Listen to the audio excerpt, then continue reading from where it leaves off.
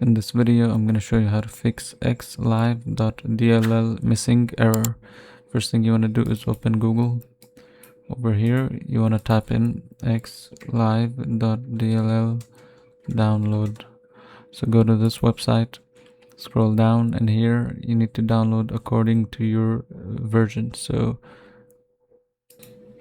just make sure you download the latest version. This is the latest one. Just click download and wait for the installer. Once the installer is done, you can close this down, and here go to this PC. So first you need to go to downloads. So over here I'm gonna open the downloads. Let me just close this down. So over here in your downloads, you're gonna extract your folder you just downloaded, and inside you will see the .dll folder. So go to this PC, C drive, Windows, then System32. Over here you're gonna drag and drop the folder, so just drag it and drop it like this, and then click continue,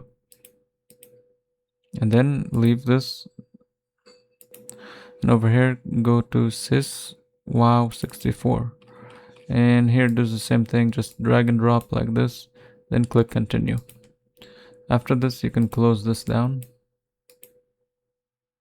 So try restarting your computer and see if this fixes your issue. If you're still having issues, then you can just go back to Google here and type in Microsoft C++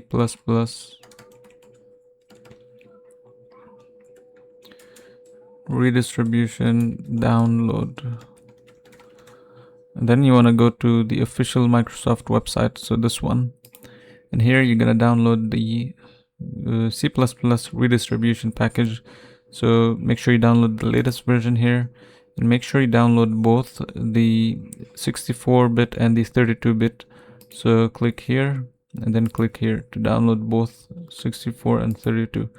Now you need to run the installer for both and install both of them. So it's pretty simple and basic. You're just gonna run through the installation process, and once you're done, it's gonna install. Do the same thing here. And after this, you want to restart your computer, and this should fix your issue.